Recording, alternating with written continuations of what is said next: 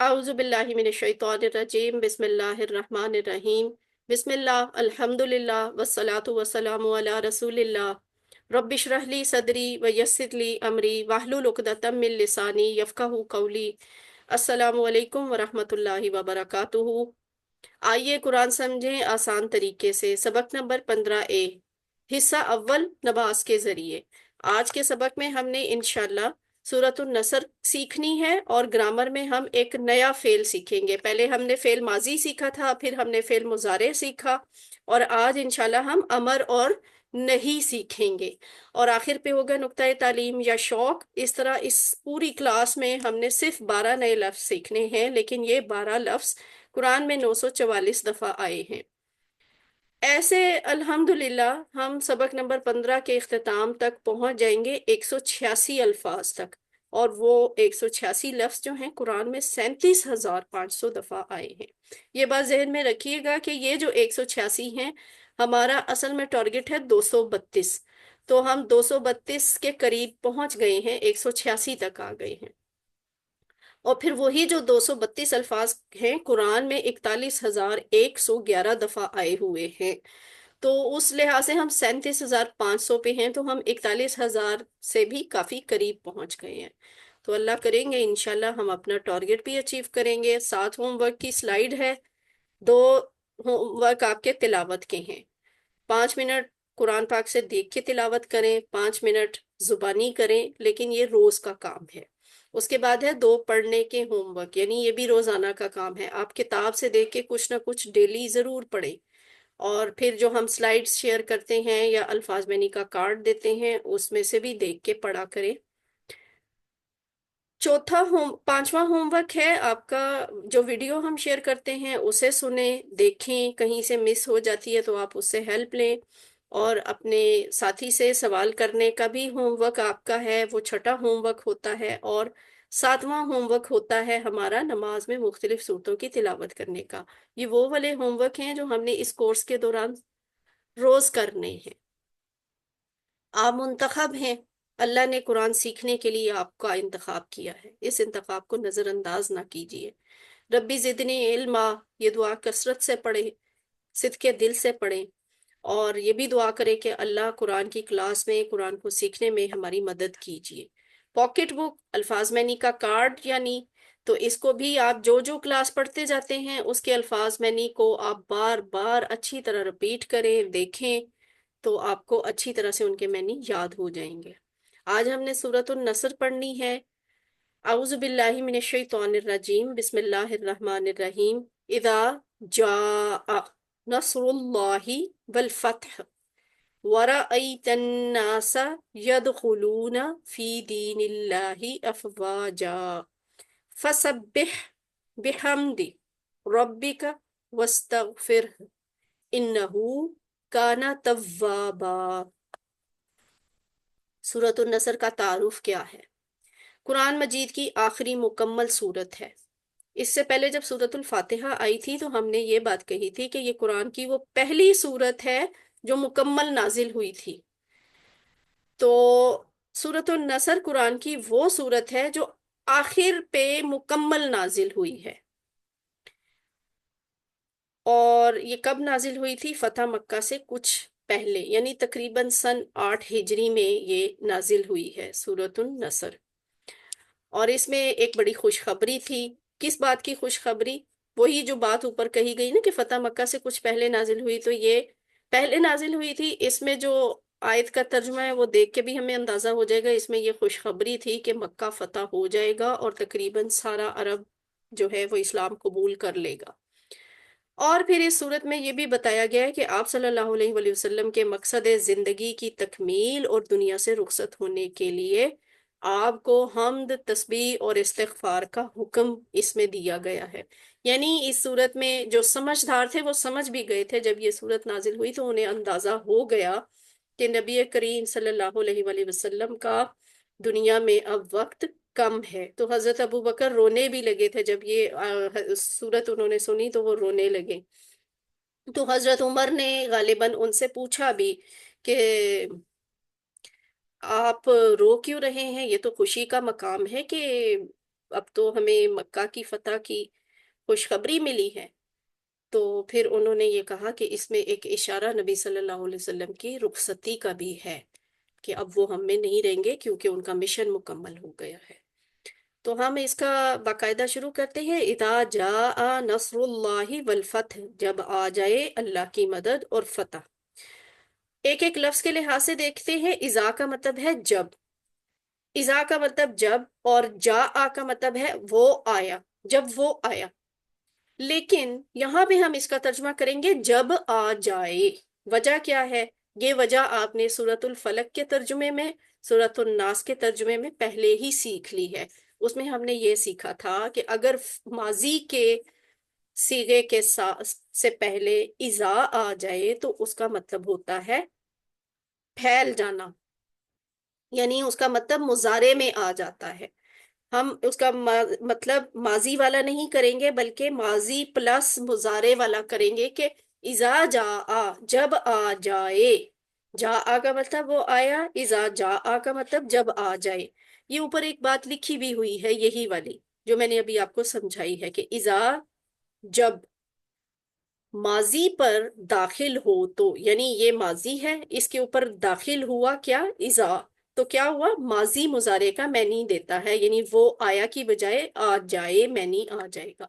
تو اذا جاء، جب آ جائے، نصر اللہ، نصر کہتے ہیں مدد کو۔ ہم اردو میں جو نصرت لفظ استعمال کرتے ہیں وہ یہیں سے نکلا ہوا ہے۔ تو نصر ہے اللہ کی مدد، نصر اللہ، اللہ کی مدد، اللہ کی نصرت۔ ہم صرف کوشش کرتے ہیں، یہ بات ذہن میں رکھنی ہے۔ ہمارے اختیار میں کوشش ہوتی ہے، اللہ تعالیٰ کی مدد سے ہی ہر چیز ہو سکتی ہے۔ اس چیز کا، اس کام کا ہو جانا وہ اللہ کے اختیار میں ہے۔ تو یہاں نصرت سے مراد حق کا غلبہ ہونا ہے، یعنی اسلام کا وہاں پہ غالب ہو جانا۔ سارے عرب نے اسلام قبول کر لیا تھا نا، نبی صلی اللہ علیہ وسلم کے انتقال سے پہلے ہی سب لوگ مسلمان ہو چکے تھے۔ تو یہ سب کیا ہے؟ نبی صلی اللہ علیہ وسلم نے صرف کوشش کی تھی۔ اب یہ ہے کہ وہ کر دینا، اس میں مکمل کامیابی دینا وہ اللہ کے ہی اختیار میں تھا، اور آج بھی اللہ ہی کے اختیار میں ہے۔ تو مجھ سے اور آپ سے نا نتیجے کا سوال نہیں ہوگا، مجھ سے اور آپ سے، ہر مسلمان سے، ہر انسان سے کوشش کا سوال ہونے کہ تم نے کوشش کی تھی یا نہیں کی تھی، اس کا نتیجہ کیا رہا، یہ ہم، اس کے بارے میں اللہ نے ہم سے نہیں پوچھنا۔ الفتح، الفتح کا کیا مطلب ہے؟ دو، ایک مطلب ہوتا ہے کھولنا، دوسرا مطلب ہوتا ہے جیتنا یا کامیابی، جیت، کامیابی۔ کیسے الفتح، کیسے کھولنا اور کیسے جیت یا کامیابی؟ یہ پرانے وقتوں میں سے ہی ایسے چلا آ رہا ہے کہ جب کسی شہر کو فتح کرنا ہوتا تھا تو وہ فتح کرنا کیا ہوتا تھا؟ شہر ہوتا تھا ایک بہت بڑی دیوار احاطے کے اندر، فصیل کے اندر۔ تو جب فوجیں حملہ کرتی تھی، جنگیں ہوتی تھیں، کامیاب ہو جاتی تھی باہر والی فوج، تو وہ پھر اس فصیل کے وہ جو دروازے ہوتے تھے بڑے بڑے، ان کو کھول دیا جاتا تھا، یا وہ فوج توڑ کے وہ دروازے اندر داخل ہو جاتی تھی۔ تو یہ جو کھلنا ہوتا تھا نا دروازوں کا اور فوجوں کا اندر داخل ہونا، اس سے کہا جاتا تھا کہ شہر فتح ہو گیا۔ تو یہاں پہ وہی چیز ہے کہ بھئی فتح جو ہے وہ کھولنا ہے، کامیابی ہے۔ تو الفتح سے مراد یہاں پہ کیا ہے؟ اس جگہ پہ کیا مراد ہے؟ مکہ کی فتح، کہ نبی صلی اللہ علیہ وسلم کا کنٹرول جو ہے وہ مکہ پہ ہو جائے گا۔ پہلے تو قریش کے کنٹرول میں تھا نا۔ تو اس سے ہمیں سبق کیا ملتے ہیں؟ وہ اس طرح سے کہ ہم دعا کریں، اے اللہ ہمیں بھی نصرت اور فتح نصیب کر۔ ہمیں زندگی میں بہت سے معاملات میں، سارے معاملات میں اللہ تعالیٰ کی مدد کی ضرورت ہے، کامیابی کی ضرورت ہے۔ یہ تو ہماری ہر چیز میں خواہش ہوتی ہے کہ ہمیں کامیابی ملے۔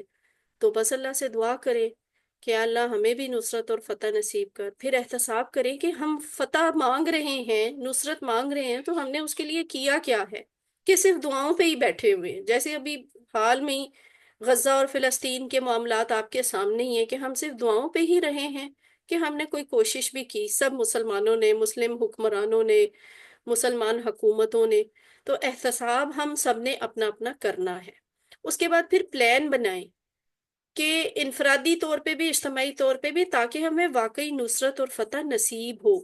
مثلاً ہم یہ بھی سوچ سکتے ہیں کہ اس ہفتے میں اس مقام پر ہم کیا کر سکتے ہیں اللہ کی مدد حاصل کرنے کے لیے اور اللہ کی طرف سے کامیابی حاصل کرنے کے لیے. یعنی اگر ہمارے اختیار میں وقت دینا ہے، کوئی صلاحیت لگانا ہے تو ہم وہ لگائیں، پیسہ لگا سکتے ہیں تو پیسہ لگائیں. اب ظاہر ہے میں اور آپ غزہ میں جا کے کچھ نہیں کر سکتے تھے، تو ہمارے پاس یہ تو طاقت تھی کہ ہم غزہ والوں کی مشکل اور پریشانی کو دوسروں تک بتائیں، اپنا وقت صرف کریں، اور پھر ہم ان کی مالی مدد جیسے بھی ہم کر سکتے ہیں کریں، ان کے لیے دعائیں کریں، ان کے لیے عبادات کریں، کہ یعنی نوافل وغیرہ پڑھ کے ان کے لیے دعائیں کریں. تو اس طرح کی چیزیں جو ہیں یہ ہم پلان بنا سکتے ہیں اللہ کی مدد اور کامیابی حاصل کرنے کے لیے.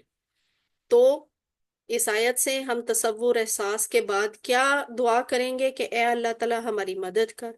احتساب کریں گے کہ کیا ہم نے وہ سب کام کیے جو اللہ کی مدد کو بلانے والے ہیں، یا کہیں ایسے تو نہیں کہ ہم بس اللہ کو ویسے ہی دعوتیں دیتے رہتے کہ اللہ تعالیٰ کامیابی دے دے، مدد دے دے، اور ہمارے اپنے اعمال ایسے نہیں ہوتے کہ اللہ تعالیٰ کی طرف سے مدد یا کامیابی ملے.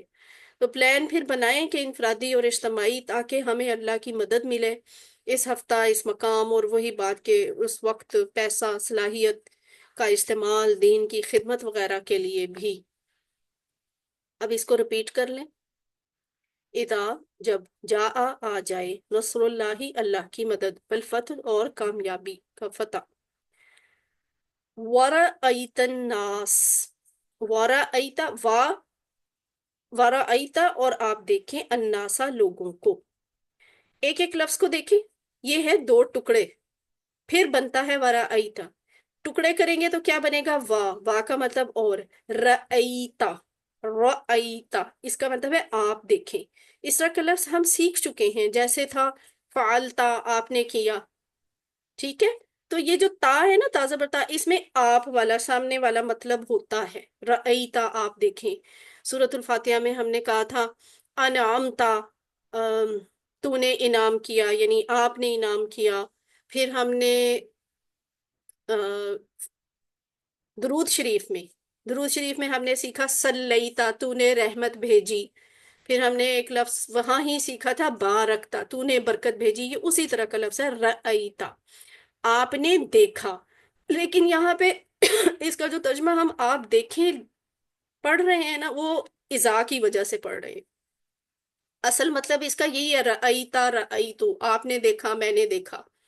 لیکن یہاں پہ ہم کہیں گے آپ دیکھیں اذا کی وجہ سے، جو شروع میں آیا تھا اذا جاء نصر اللہ والفتح. ورأیتا اور آپ دیکھیں. آپ نبی صلی اللہ علیہ وسلم کو کہا جا رہا ہے کہ آپ دیکھیں کیا رکھیں وا اور اذا. یہ آپ کو وہی ریفرنس دیا کہ جو شروع میں اذا آیا تھا نا، وہی اذا یہاں بھی ہے، نظر نہیں آ رہا. اور جب رأیتا آپ دیکھیں الناسا سا لوگوں کو. اب یہاں جو سین کے اوپر زبر ہے نا، اس سے ہمیں پتہ چل جاتا ہے کہ یہ آبجیکٹ ہے، اس کے اوپر کام ہو رہا ہے، اس پہ کام کا اثر ہے. تو آپ نے دیکھا یا لوگوں نے دیکھا، ہم اس کا ترجمہ نہیں کریں گے. لوگوں کو دیکھا، کیونکہ سین کے اوپر زبر آ رہی ہے، زبر آئے تو اس کے اوپر اثر پڑتا ہے. اب یہ جو ناس لفظ ہے نا، یہ دیکھتے ہیں یہ کہاں سے نکلا ہے. ناس وہی ہے انسان، انسانن عربی کا لفظ ہے، جیسے ہم اردو میں بھی بولتے ہیں انسانن آدمی. تو انسانن کی جمع ہوتی ہے ناسن، لوگ، زیادہ آدمی، زیادہ انسان. تو انسانن اور ناسن. تو الناس کیا ہوا؟ لوگ. اب یہاں پہ کون سے ناس مراد ہیں؟ وہ ہیں عرب کے مختلف قبیلے جو فتح مکہ کے فوراً بعد نا جوک در جوک آتے تھے، اور پورے پورے قبیلے جو ہیں وہ اسلام قبول کر کے جاتے تھے. تو اگلی آیت ہے یدخلون فی دین اللہ افواجا. یدخلون داخل ہو رہے ہیں، فی دین اللہ اللہ کے دین میں، افواجا فوج در فوج. پچھلی بات سے کنیکٹ کریں کہ اور جب آپ دیکھیں، یعنی نبی صلی اللہ علیہ وآلہ وسلم کو کہا جا رہا ہے کہ اور جب آپ دیکھیں کہ لوگ یدخلون، وہ سب داخل ہوتے ہیں. یہ بلا اشارہ ہے نا، یدخلون وہ سب داخل ہو رہے ہیں یا ہوتے ہیں. دخول، یہ یدخلون جو ہے نا، داخل، داخل کا لفظ ہم اردو میں بھی بولتے ہیں. دخول اندر آنا، خروج باہر جانا، کہ اگر آپ عرب کنٹریز میں چلے جائیں اور کہیں کہیں تو پاکستان میں بھی آپ کو اس طرح کے الفاظ اور سائن بورڈ نظر آتے ہیں نا، باہر نکلنے کا راستہ خروج لکھا ہوتا ہے، اندر آنے کا راستہ دخول لکھا ہوتا ہے، تو یہ وہ الفاظ ہیں۔ آگے کیا ہے؟ فی دین اللہ، فی کا مطلب میں، دینی دین، اللہ ہی، اللہ اللہ کے دین میں، سوری اللہ ہی لکھا ہوا ہے نا، اللہ ہی، تو ہی یا ہا آتا تو اس میں یہی تھا کہ اللہ کے، اللہ یہاں پہ آبجیکٹ ہیں، یعنی اللہ کے دین میں، فی دین اللہ، اللہ کے دین میں۔ اب دین کیا ہے؟ یہ ہم سورۃ الفاتحہ میں سیکھا تھا، مالک یوم الدین، مالک ہے بدلے کے دین کا، تو وہاں ہم نے دین کے دو مطلب سیکھے تھے، ایک ہوتا ہے بدلہ، بدلہ، اور ایک ہوتا ہے زندگی گزارنے کا طریقہ۔ وہاں بھی اس کا ترجمہ بنتا تھا بدلہ، یہاں پہ دین کا مطلب بنتا ہے زندگی گزارنے کا طریقہ، اور وہ کیا ہے؟ اصل میں وہ اسلام ہے۔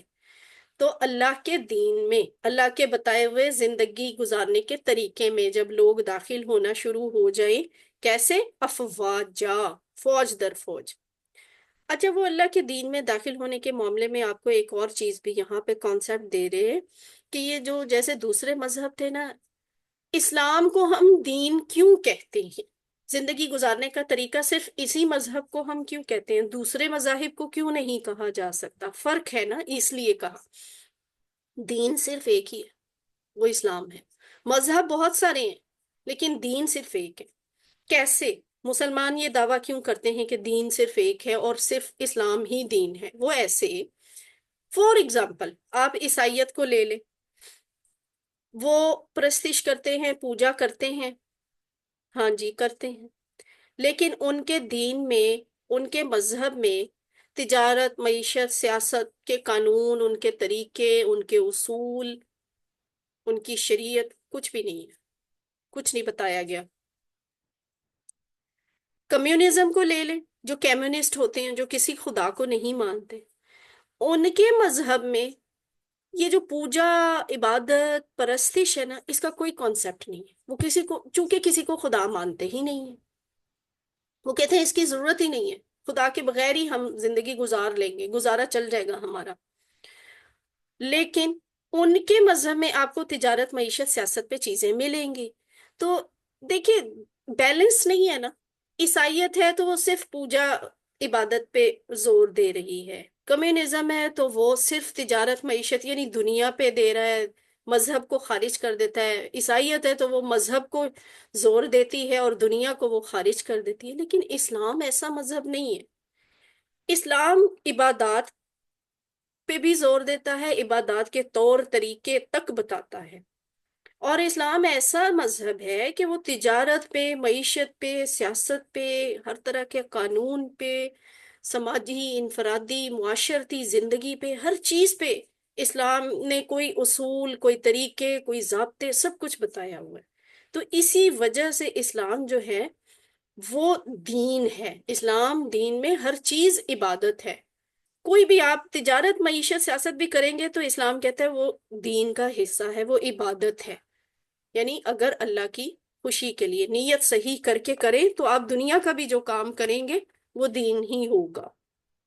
تو افواجہ کیا ہے؟ فوج در فوج، فوجن ایک فوج ہوتی ہے، یہ جو ہم اردو میں لفظ بولتے ہیں نا فوج، اور افواج پاکستان کہتے ہیں، یہ اصل میں عربی ہی کا لفظ ہے۔ فوج ایک فوج، افواج زیادہ فوجیں، تو فوج در فوج جب لوگ پورے پورے قبیلے آتے تھے نا تو وہ اسلام قبول کرتے تھے۔ تو یہاں سے سبق ہمیں کیا ملا کہ نتیجہ فتح اور نصرت کا کیا ہوگا؟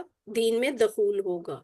ہم تو پتہ نہیں نتیجہ کس کس کو سمجھتے ہیں، فتح اور کامیابی کس بات کو سمجھتے ہیں، لیکن ہمیں اس صورت میں بتایا گیا کہ جتنے لوگ اللہ والے بنیں گے، اللہ کے دین کو قبول کریں گے، اتنا ہی آپ یہ بات سمجھے کہ آپ کی کوششیں جو ہیں ان میں اللہ کی نصرت شامل ہے اور فتح حاصل ہو رہی ہے۔ اور اگر ہم اسی نیت سے فتح چاہتے ہیں کہ لوگوں کی ہدایت کے لیے رستے کھلے، یہ میرے اور آپ کے سوچنے کا مقام ہے کہ ہم تو شاید فتح کسی اور کو سمجھتے ہیں نا، دنیاوی فائدے، دنیاوی کامیابیاں ہو تو ہمیں لگتا ہے فتح حاصل ہو رہی ہے، لیکن اصل میں فتح وہ ہے کہ لوگوں کے لیے ہدایت کے رستے کھلے، زیادہ سے زیادہ لوگ ہدایت کو اختیار کریں۔ اب کیسے اختیار کریں لوگ؟ کیا ہم ان کی ہدایت کے لیے دعوت اور اصلاح کا کام کرتے ہیں؟ تو ہم یہ کام کریں گے تو ہی فتح اور نصرت کی ہمیں لالچ بھی ہونی چاہیے، خواہش بھی ہونی چاہیے، کوشش بھی ہونی چاہیے اور امید بھی ہونی چاہیے۔ اور اگر ہم یہ کام نہیں کر رہے تو پھر اللہ زبردستی تو ہم کسی کو یہ ہدایت بھی نہیں دیتا، اور پھر جس نے عمل ہی نہیں کیا تو اللہ تعالیٰ پھر اس کو اس کا اچھا بدلہ کیسے دیں گے، کیوں دیں گے؟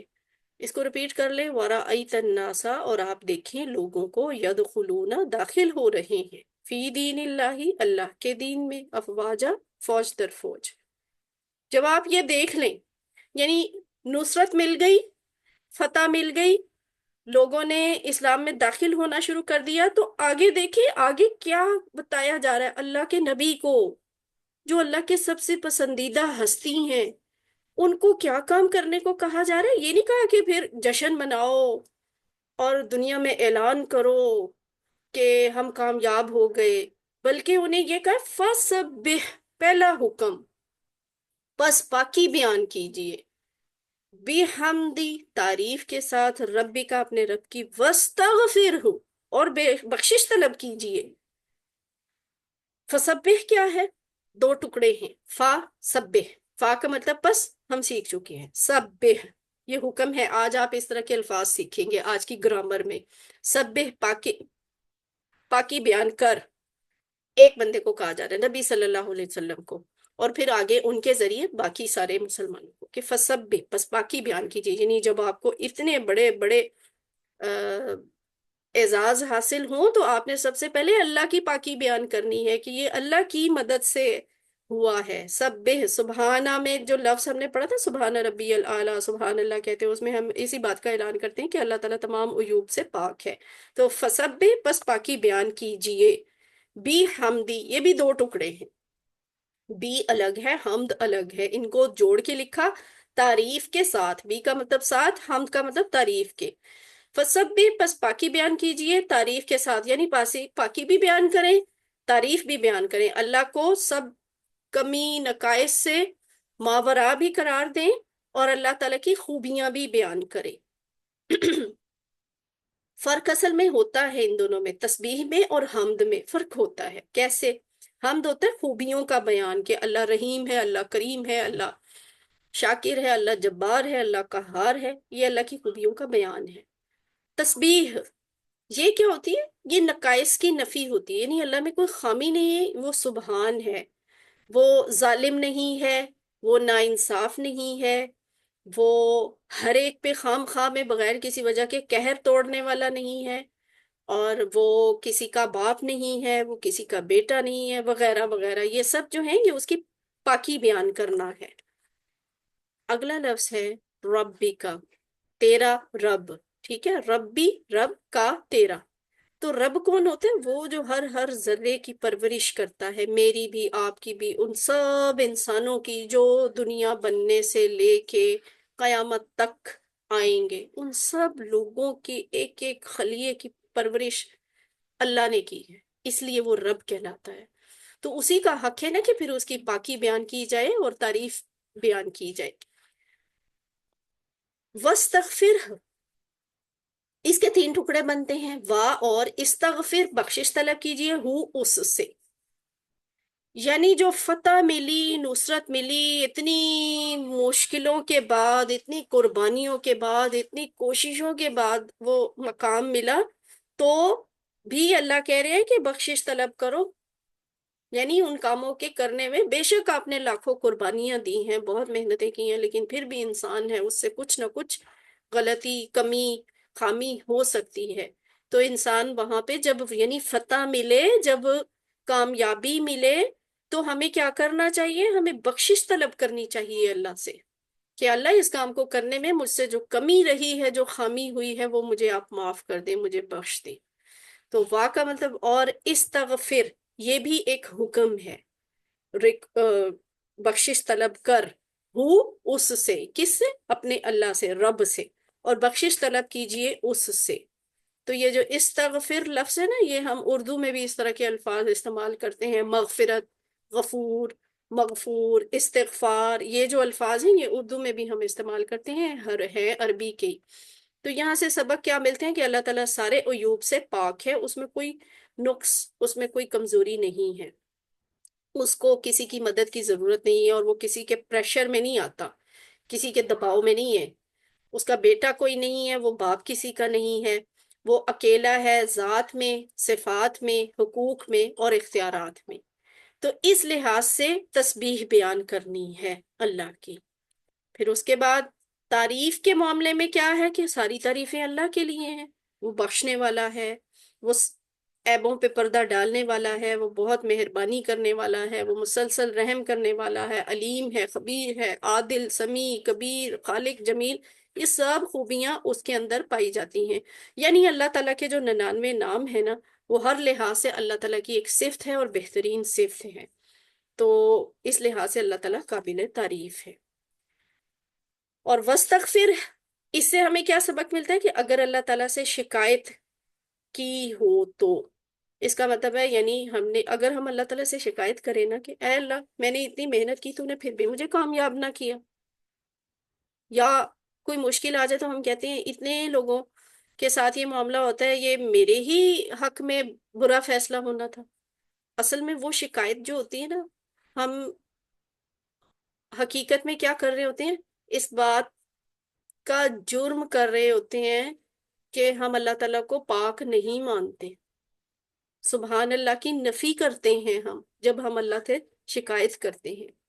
تو سچی تعریف اور شکر یعنی حمد اس لحاظ سے ہو ہی نہیں سکتا۔ ظاہر ہے جب دل میں کہیں اللہ سے شکایت موجود ہے تو ہم سچے دل سے تعریف کیسے کر سکتے ہیں؟ شکایت تو تبھی ہے نا، شکایت تبھی ہوتی ہے جب انسان یہ سمجھتا ہے کہ اللہ تعالیٰ تمام نقائص اور خامیوں سے پاک نہیں ہے، نعوذ باللہ۔ انسان کو لگ رہا ہوتا ہے کہ میرے ساتھ اللہ نے ناانصافی کر دی، میرے ساتھ ظلم کر دیا، میرے ساتھ کچھ برا کر دیا، وہ سچے دل سے تعریف بھی نہیں کر سکتا پھر انسان، اس لیے تسبیح بہت ضروری ہے۔ تو ہماری تسبیح، ہماری حمد دونوں ہی ناقص ہیں، اس پر بھی استغفار کرنی چاہیے، مجھے بھی اور آپ کو بھی۔ اور جب کوئی نیک کام کی توفیق ملے تو تسبیح بھی کریں، حمد بھی کریں اور استغفار بھی کریں۔ تو علم فسبح بحمد ربک واستغفر، پس پاکی بیان کیجئے تعریف کے ساتھ اپنے رب کی اور بخشش طلب کیجئے۔ آیت کا آخری حصہ ہے انہو کان توابا، انہو بے شک وہ، کانا ہے، توابا بڑا توبہ قبول کرنے والا۔ یہ جو لفظ انا ہے، یہ ہم اس کا جملہ ٹیبل پورا کر چکے ہیں، انہو، انہم، انکا، انی، انکم، اننا۔ انا کا مطلب کیا ہوتا ہے؟ بے شک، اور ہو وہ، کون؟ اللہ، انہو بے شک وہ، کانا، کانا کا اصلی مطلب ہوتا ہے تھا، ٹھیک ہے؟ اصل میں کانا کا مطلب تھا ہوتا ہے، لیکن جب یہ اللہ کے لیے استعمال ہو رہا ہو نا، تو پھر اس کا ترجمہ جو ہے، اس کا مطلب جو ہے وہ تھا کے معنی میں نہیں آتا، یہ صرف اللہ کے لیے ہے کے مطلب میں آتا ہے۔ انہو کانا بے شک وہ ہے، توابا، توابا کیا؟ بڑا توبہ قبول کرنے والا۔ یہ جو واو کے اوپر تشدید ہے، اس میں نا بہت زیادہ والی شدت موجود ہے، توابا بار بار توبہ قبول کرنے والا۔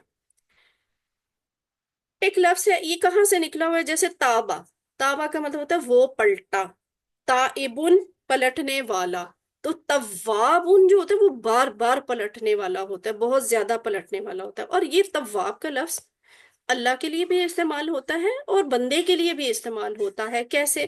جب توبہ قبول کرنے کے معاملے میں تو یعنی اللہ تو بار بار توبہ قبول کرتے ہیں، اس لیے اللہ تواب ہے، اور انسان کو چونکہ اللہ نے یہ تعلیم دی ہے کہ وہ گناہ اگر اس سے ہو بھی گیا تو بار بار توبہ کرے، تو پھر انسان بھی بار بار پلٹنے والا ہوتا ہے، یعنی تواب انسان بھی ہو سکتا ہے۔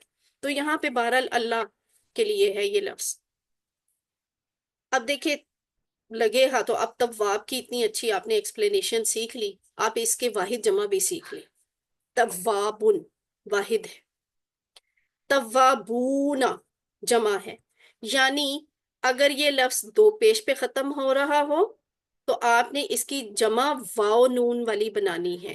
کوئی بھی لفظ دو پیش پہ ختم ہو تو اس کی جمع واو نون والی بنتی ہے، یعنی توابن سے توابون۔ لیکن اگر وہی لفظ دو زبر پہ یا دو زیر پہ ختم ہو رہا ہو تو پھر اس کی جمع یا نون والی بنتی ہے، یعنی اگر توابن یا توابن لکھا ہوا ہے تو یہ واحد ہے، اور اس کی جمع بنے گی یا نون کے ساتھ، یعنی توابین۔ مطلب ان سب کا ایک ہی ہے، توابن ایک توبہ کرنے والا، توابن تب بھی ایک واحد کے لیے ہے، توابن کے لیے بھی یہی مطلب ہے۔ توابونا کیا ہے؟ سب پلٹنے والے، بار بار پلٹنے والے، اور توابینا کا بھی مطلب سب بار بار پلٹنے والے۔ تو اس کو ہم اپنی زندگی میں کیسے لے کے آئیں گے، سبق کیا حاصل کریں گے؟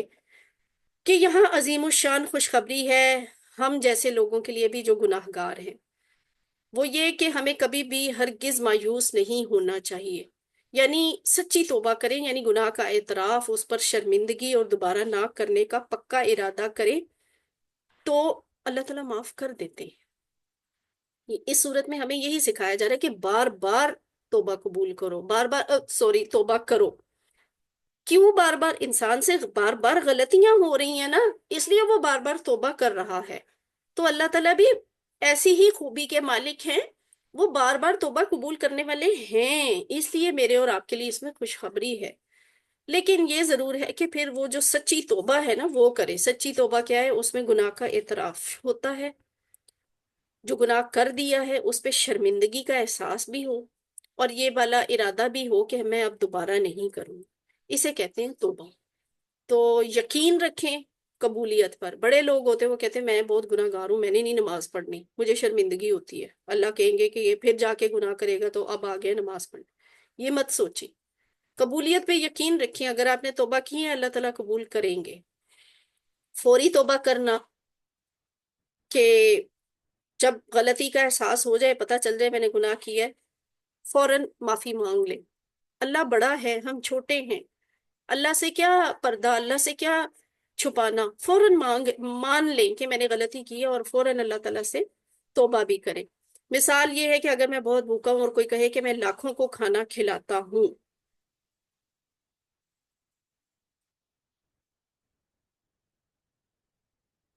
مثلاً یہ کہ ہم کوئی بڑا بول جاتے ہیں، میں تو ایسے کرتا ہوں، میں تو ویسے کرتا ہوں۔ ہم نہیں کھانا کھلاتے کسی کو، کھانا تو اللہ تعالیٰ کھلاتے ہیں نا۔ تو اپنی کسی بھی خوبی کو بڑھا چڑھا کے بیان کرنا یا اسے اپنا ہی کوئی کارنامہ سمجھنا، یہ بھی ایک غلط بات ہے۔ تو ایسا جب کوئی خیال آئے، ایسی کوئی بات ہو جائے تو اللہ سے توبہ کریں۔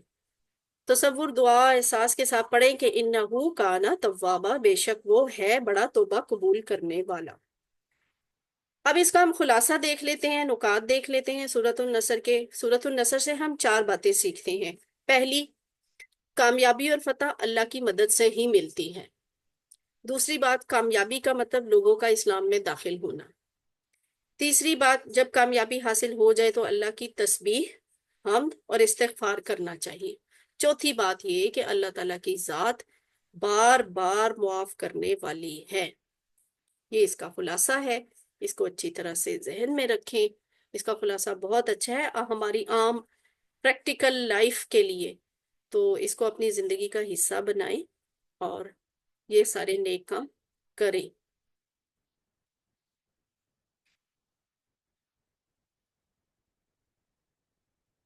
اعوذ باللہ من الشیطان الرجیم، بسم اللہ الرحمن الرحیم، بسم اللہ الحمدللہ والصلاة والسلام علی رسول اللہ، رب اشرح لی صدری ویسر لی امری واحلل عقدۃ من لسانی یفقہوا قولی۔ السلام علیکم ورحمۃ اللہ وبرکاتہ۔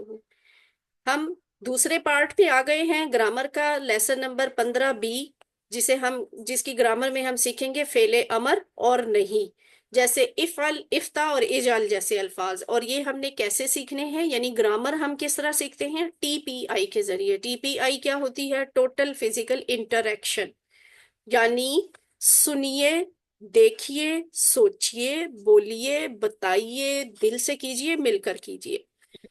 اور یہ وہی والی ریویژن ہے سلائیڈ کے ماضی کی کیا پہچان ہے، اس میں تبدیلی جو ہے آخر پہ آتی ہے، اصل الفاظ شروع میں آتے ہیں۔ مضارع کی کیا پہچان ہے کہ تبدیلی والے الفاظ شروع میں آتے ہیں اور اصل الفاظ بعد میں ہوتے ہیں، تو یہ مضارع ہوتا ہے۔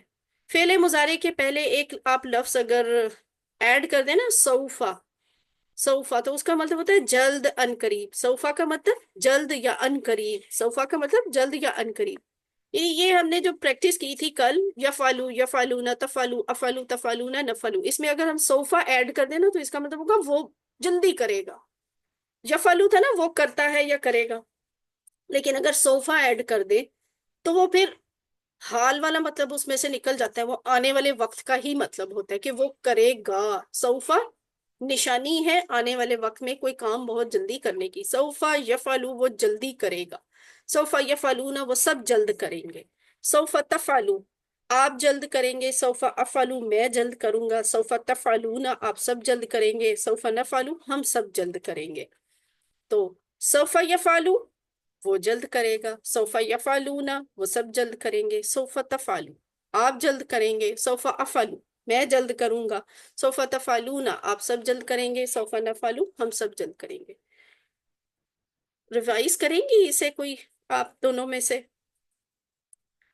بھائی جان میں کرتی ہوں. سوفا یفعلون وہ جلد کرے گا. یفعلو سوفا پہلا یفعلون والا وہ جو سب لفظ ہے نا جلد سوفا کریں گے. یفعلو، سوفا تفعلون آپ جلد کریں گے. سوفا افعلو میں جلد کروں گا. سوفا تفعلون آپ سب جلد کریں گے. سوفا نفعلو ہم سب جلد کریں گے. ہاں جی. Sofa یفعلو sofa یفعلون. اور ایک اور بات ہے، وہ کہہ رہے ہیں اس صوفہ کی بھی بجائے نا بعض اوقات قرآن میں آپ کو ایسے نظر آتا ہے کہ صوفہ بھی نہیں لکھا ہوتا، صرف آدھی سی سین لکھی ہوتی ہے. تو اس سین کا مطلب ہوتا ہے بہت ہی جلدی، یعنی اس اوپر والے صوفہ سے بھی زیادہ جلدی. تو اسی لیے اتنی جلدی کہ وہ صوفہ بولنے کا بھی پورا ٹائم نہیں ہے، وہ صرف کہہ دیتے ہیں. اب اس کو لکھتے کیسے ہیں؟ اس طرح سیفعلو سیفعلو سیفعلون ستفعلو سافعلو ستفعلون سنفعلو. یعنی سیفعلو وہ بہت جلد کرے گا. سیفعلون وہ سب بہت جلد کریں گے. ستفعلو آپ بہت جلد کریں گے. سافعلو میں بہت جلد کروں گا. ستفعلون آپ سب بہت جلد کریں گے. سنفعلو ہم سب بہت جلد کریں گے. سیفعلو سیفعلون ستفعلو سافعلو ستفعلون سنفعلو. تو کروائیں گی آپ سسٹرز؟ جی میں کرواتی ہوں. جی سامیہ کروائیں. سیفعلو وہ بہت جلد کرے گا. سیفعلون وہ سب بہت جلد کریں گے. ستفعلو آپ بہت جلد کریں گے. سافعلو میں بہت جلد کروں گا. ستفعلون آپ سب بہت جلد کریں گے. سنفعلو ہم سب بہت جلد کریں گے. ماشاءاللہ ویری گڈ. ٹھیک ہے، اب آگے چلتے ہیں. الحمدللہ یہ صوفہ اور سا والے سبق کے ساتھ ہمارا فعل مضارع مکمل ہو گیا ہے. آپ سب کو مبارک ہو، اللہ کا شکر ہے. اب ہم نئی چیز سیکھنے لگے ہیں. فعل میں یہ آخری چیز ہے، امر اور نہیں. امر ہوتا ہے کسی کو حکم دینا، نہیں ہوتا ہے کسی کو روکنا. یعنی ہے تو ایکچولی نہیں بھی حکم ہے، لیکن یہ منع کرنے والے معنی میں ہے کہ امر ہوتا ہے کر یا کرو، اور نہیں ہوتا ہے مت کر یا مت کرو. تو امر ہے حکم دینا، نہیں ہے روکنا. ویسے امر کسی کو ریکویسٹ کرنا، گزارش کرنا بھی شامل ہے، کہ اگر کسی کو کام آپ درخواست کے ساتھ کہہ رہے ہیں نا تو وہ بھی امر میں ہی شامل ہوتی ہے. اب ہم امر کے بھی صیغے سیکھیں گے اور نہیں کے بھی صیغے سیکھیں گے انشاءاللہ. اور وہ کیسے بنانا ہے؟ وہ کہہ رہے ہیں کہ اس سبق میں ہم فعلا سے امر کے الفاظ بنانے سیکھیں گے. یعنی امر کیا ہے؟ حکم. حکم کس کو دے سکتے ہیں؟ اسی کو جو سامنے ہے، جو ہے ہی نہیں ہے، موجود ہی نہیں ہے، اسے میں کیسے حکم دوں؟ ہے نا؟ آپ ہی ہے نا، آپ کو ہی حکم دیا جا سکتا ہے. سامنے والے کو ہی، یعنی جس سے آپ کا براہ راست لنک ہوتا ہے، حکم اسی کو دیا جا سکتا ہے. یا گزارش بھی کرنی ہے تو اسی کو کی جا سکتی ہے. تو یہ بنانا کیسے ہے دیکھیں. جو موجود ہے، موجود کے لیے ہم یہ کہتے تھے نا تفعلو آپ کرتے ہیں یا کریں گے. تفعلو آپ کرتے ہیں یا کریں گے. وہ کہہ رہے ہیں یہ جو آپ والا مضارع کا صیغہ ہے نا، اسے پکڑ کے لے آئے یہاں پہ. اس کا ترجمہ آپ کرتے ہیں یا کریں گے. تو اس کا اب اگر آپ کو امر بنانا پڑے، کیا کرنا ہے؟ آپ نے شروع میں سے تا کو کاٹ دیں، آخر کی پیش کو کاٹ دیں، یعنی اسے ساکن کر دیں. اب پیچھے کیا رہ گیا؟ فا عین لام رہ گیا. لیکن دیکھیں فا کے ساتھ ایک مسئلہ ہے، فا کے اوپر ہے جزم. جو لفظ جزم کے ساتھ شروع ہو رہا ہو اس کو بولا نہیں جا سکتا. اس کو بولنے کے لیے نا عربی میں ایک قاعدہ ہے، جسے بول نہ سکے نا اس کے ساتھ الف لگا دیتے ہیں. تو یہ بن جائے گا افعل، ٹھیک ہے؟ یعنی مضارع کا جو یہ صیغہ تھا نا، تفعلو، تجعلو، تسمعو، تضربو، اور تنصرو، تعبدو، تفتحو، انہی میں سے ہم نے اب بنانا ہے امر، اور وہ ہم الف لگا کے کریں گے، شروع کا تا گرا دیں گے، ٹھیک ہے؟ اب یہ بن گیا، تفعلو سے بن گیا افعل۔ افعل کا مطلب ہے کر، ایک بندے کو کہا جا رہا ہے کر۔ یہ دیکھیں کیسے بنیں گے؟ قرآن میں نا بہت سے الفاظ اس طرح کے نمونوں پہ ہے، بہرحال صرف فا عین لام والے جو ہیں وہ 3 دفعہ آئے ہیں، لیکن سینکڑوں دفعہ باقی سب کے سٹائلز میں ہیں۔ اذان سن لوں پھر آپ سے دوبارہ کرتی ہوں۔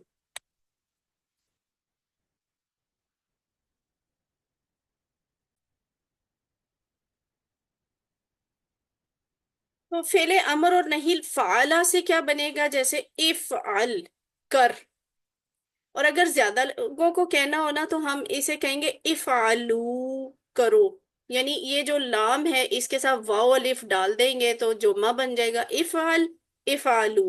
اب ترجمہ کرتے ہوئے آپ کیسے؟ کر، یعنی ایک بندے کو کہا جا رہا ہے کر، زیادہ لوگوں کو کہنا ہے نا تو کرو، واو ایڈ کر دے، کرو، ٹھیک ہے؟ کر، کرو، افعل، افعلو۔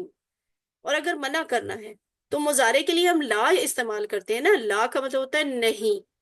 تفعل، تفعل تو، تفعلو آپ کرتے ہیں، تو اس کو ہم نہیں میں لے کے آئیں گے تو بن جائے گا تفعل، یعنی لام کی آخر پہ پیش ختم کر دینی ہے امر میں، لا تفعل، مت کر، مت کر، تفعل مت کر، یعنی آپ ایک سے کہا جا رہا ہے آپ مت کر۔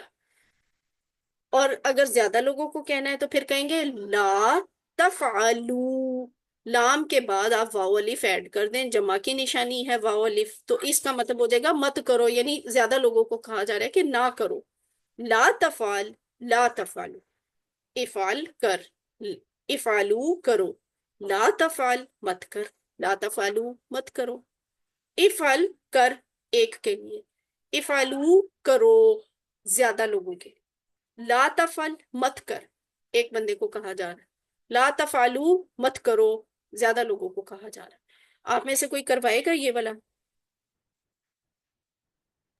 جی سامعہ؟ افعل، جی افعل کر، افعلو کرو، لا تفعل مت کر، لا تفعلو مت کرو۔ ماشاءاللہ، ویری گڈ۔ ٹھیک ہے آگے چلتے ہیں۔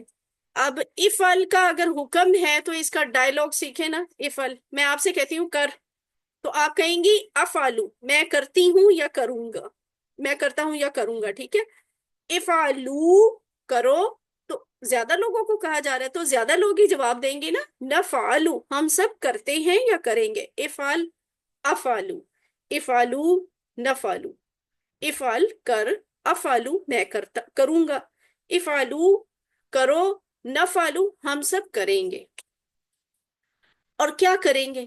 کوئی چیز ہے ساتھ میں ایڈ کر دیں، افعل خیرن، رن، را کے اوپر زبر، تو اس کا مطلب ہوگا نیکی کر، ٹھیک ہے؟ بھلائی کر۔ افعلو آپ کہیں گے افعلو خیرن، میں بھلائی کروں گا، افعلو خیرن زیادہ لوگوں کو کہوں تو وہ کہیں گے نفعلو خیرن، ہم بھلائی کریں گے، نیکی کریں گے۔ تو الحمدللہ یہ آپ کا ٹیبل یہاں تک جو ہے نا افعال کا آج مکمل ہو گیا۔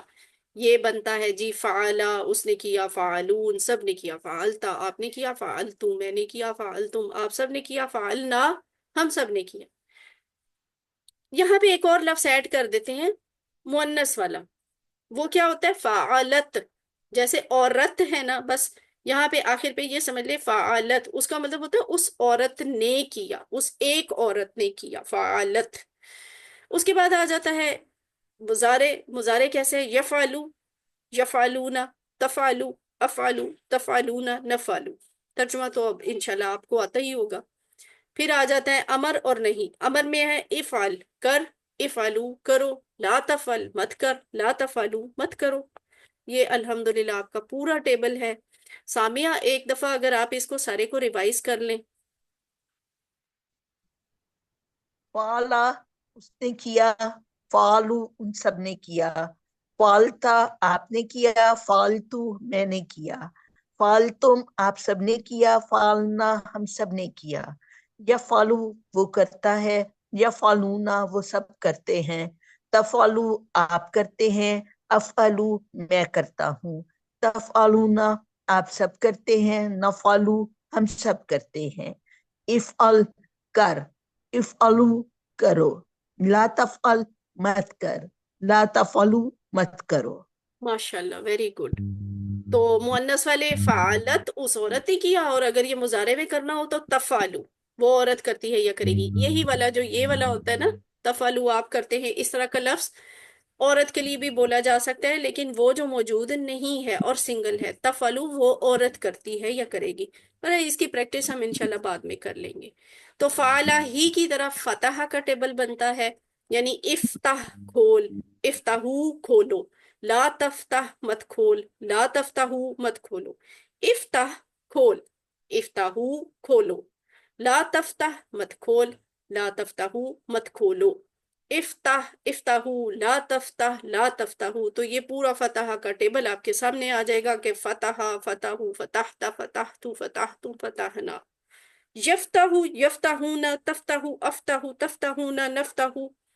इफ्ताह इफ्ताहू, ला तफ्ताह ला तफ्ताहू। तो इस तरह ये फतह का बन गया, यानी इफ्त। सिस्टर अब आप ये करवाएं।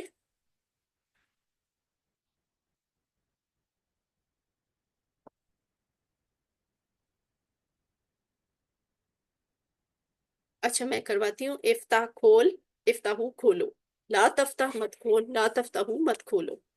तो इफ्ताह का डायलॉग क्या है? इफ्ताह खोल, आप कहेंगे अफ्ताहू मैं खोलूंगा। इफ्ताहू आप सब खोलो, तो नफ्ताहू हम खोलेंगे। और क्या खोलेंगे? कोई भी चीज उसके साथ ऐड कर सकते हैं, हम यहाँ किताब ऐड कर देते हैं। इफ्ताहिल किताब। इफ्ताह था ना, जज़म वाले लफ्ज को अगर किसी दूसरे लफ्ज के साथ जोड़ना हो तो फिर हम जेर से जोड़ा करते हैं। इफ्ताहिल किताब। एक को हुक्म दिया जा रहा है इफ्ताह, इफ्ताहिल किताब। जवाब देता है अफ्ताहुल किताब, मैं किताब खोलूंगा। इफ्ताहुल किताब यानी आप सब जो सामने हैं, आप सब किताब खोले। इफ्ताहुल किताब, नफ्ताहुल किताब, हम सब किताब खोलेंगे। और इसी तरह जाला का टेबल बनता है। इजाल, इजालू, इजल बना, इजालू बनाओ, ला तजल मत बना, ला तजलू मत बनाओ। तो जाला का मुकम्मल टेबल क्या होगा? जाला, जालू, जालता, जालतू, जालतुम, जाल। यजालू, यजालूना, तजालू, अजालू, तजालूना, नजालू। इजाल, इजालू, ला तजाल, ला तजालू। अभी इसका क्या बनता है? अमर और नहीं। इजाल बना, वाहिद के लिए। इजालू बनाओ, जमा के लिए। ला तज मत बना, वाहिद के लिए। ला तजालू मत बनाओ, जमा के लिए। तो इसको एक दफा फिर कर देती हूँ। इजाल, इजालू, ला तजाल, ला तजालू। सामिया आप करवाएंगी ये वाला? इजअल बना, इजअलू बनाओ। ला तजल मत बना, ला तजलू मत बनाओ। ठीक है। इजल का डायलॉग क्या है? इजल बना, तो जवाब आता है अजालू, मैं बनाऊंगा। आलू इजालू बनाओ, तो फिर आप जवाब देंगे नजालू, हम बनाएंगे।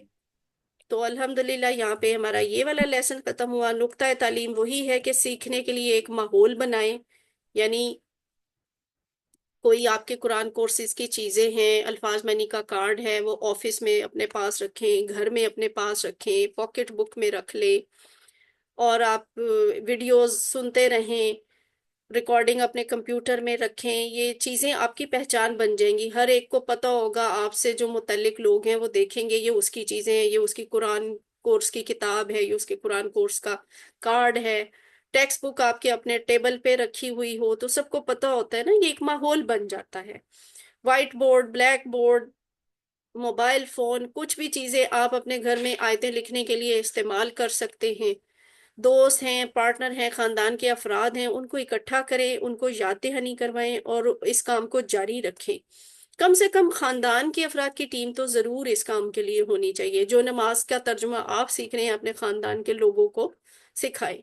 तो एक टीम सी बन जाएगी, घर में एक माहौल बन जाएगा। तो इसकी बरकत का आपको अंदाजा ही नहीं है कि कितना फायदा होगा। وہ آپ سے، آپ کے گھر سے، آپ کی فیملی سے، آس پاس میں کتنے لوگوں تک جائے گا، اور معاشرے میں وہی ماحول پھر نظر آنا شروع ہو جاتا ہے۔ ایسا اگر ہونا شروع ہو جائے تو سارا ماحول پاک ہو جاتا ہے، سارا معاشرہ پاک ہو جاتا ہے۔ مثلا پاکٹ بک ہی ہے، وہی الفاظ منی والا کارڈ سب سے زیادہ آسان ہے اس کو اپنے ساتھ رکھنا، کہ کم از کم دن میں 5 مرتبہ اگر آپ اسے دہرائیں، کسی بھی وقت دہرا سکتے ہیں۔ مثال کے طور پہ اگر ہر فرض نماز کے بعد ایک دفعہ اس کو کھول کر پڑھ لیں تو اس سے آپ کے سیکھنے کی سپیڈ کئی گنا زیادہ ہو جائے گی انشاءاللہ۔ تو الحمدللہ یہاں پہ ہمارا سبق نمبر 15 ختم ہوا۔ 186 الفاظ ہم نے سیکھ لیے ہیں جو قرآن میں 37,500 دفعہ آئے ہیں۔ یہ آپ کے ہوم ورک ہیں، اس کے علاوہ بھی جو ہوم ورک ہیں وہ بھی کریں، اور پاکٹ بک کو استعمال کریں، اور جو آپ نے سیکھا ہے دوسروں کو سکھائیں، اور یہ ٹریننگ اگر اس کے لیے چاہیے تو وہ بھی انشاءاللہ آپ کو ملے گی۔ اللہ سے دعا ہے کہ وہ ہمیں قرآن کو پڑھنے، سمجھنے، غور کرنے، یاد کرنے، عمل کرنے اور پھیلانے کی توفیق دے۔ سبحانک اللہم و بحمدک، نشہد ان لا الہ الا انت، نستغفرک و نتوب الیک۔